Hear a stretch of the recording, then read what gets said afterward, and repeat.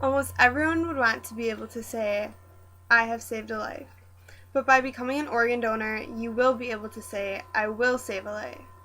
Organ donation is a selfless way to give back to others and to be able to make a huge difference by giving another person a second chance at life. Unfortunately, the number of patients waiting for organs far exceeds the number of people that are registered to become an organ donor. Patients are forced to wait months, even years, for a match, and far too many die before they are provided with a suitable organ. There are many myths related to organ donation, but most of them are false.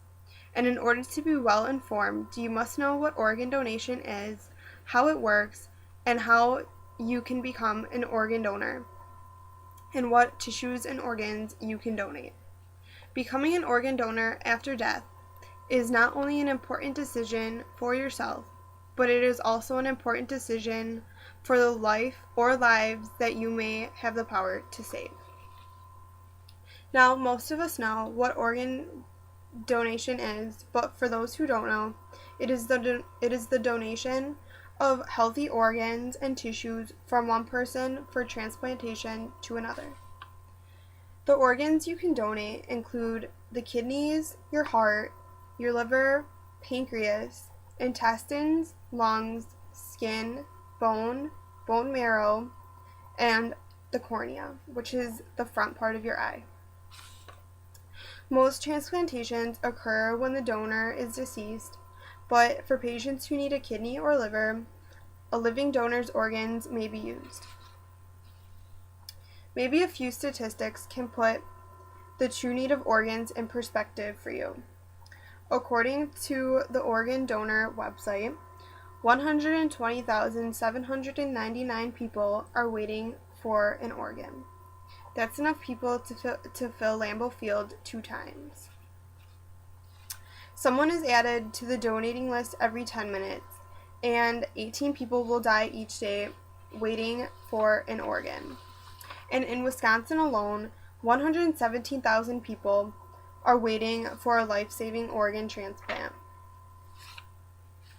Now, these statistics might have got you thinking, but there are many myths about organ donation that you should probably hear first. If I agree to donate my organs, the hospital won't work as hard to save my life. When you go to the hospital for treatment, the doctors are focused on saving your life, not somebody else's. Some might argue that organ donation is against their religion. Organ donation is consistent with the beliefs of most religions, including Catholicism, Protestantism, Islam, and most of Judaism. If you are unsure of your faith's beliefs on organ donating, you can always go to organdonor.gov to read more. I'm too old. There is no defined cutoff age for donating organs. There have been many successful organ donations from donors in their 70s to late 80s. But I'm too young. Discuss with your family your willingness to donate your organs first, because anything could happen at any time, and when your family knows, they can listen to your wish. The perfect example of this is Jemima Lazelle, the story of a girl who died at age 13. Jemima Lazelle died from a brain hemorrhage and saved the lives of 8 people by opting to donate her organs. Jemima Lazelle discussed organ donation with her parents and told them she wanted her body to help save others in the event of her death. And when the healthy teenager suddenly collapsed at her home in Horton, Somerset, and died in the hospital of a massive bleed in her brain, her parents decided to honor her wish.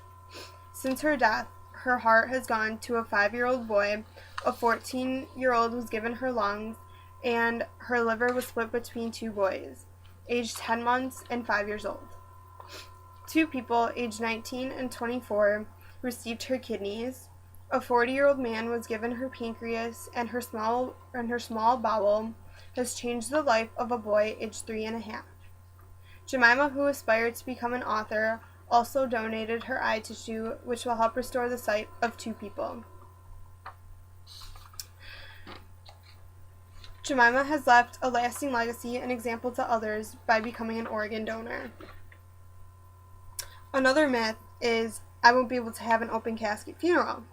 Well, not true. The donor's body is fully closed, so no one can see the markings or scars of surgery from the organ donation. By becoming an organ donor, you can save or improve up to 50 lives. Becoming a donor is super easy too. For those of you who have your license, you have been asked if you wanted to become a donor or not. If you said yes, you will see a small orange sticker on your license that says donor. The DMV will register your name onto the donor list.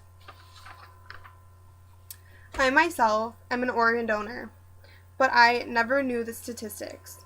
When I was asked to become an organ donor, I kind of just said yes without really thinking about it.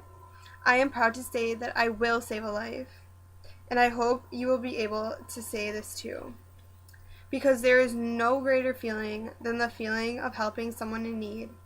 Who knew saving or improving a life could be so easy?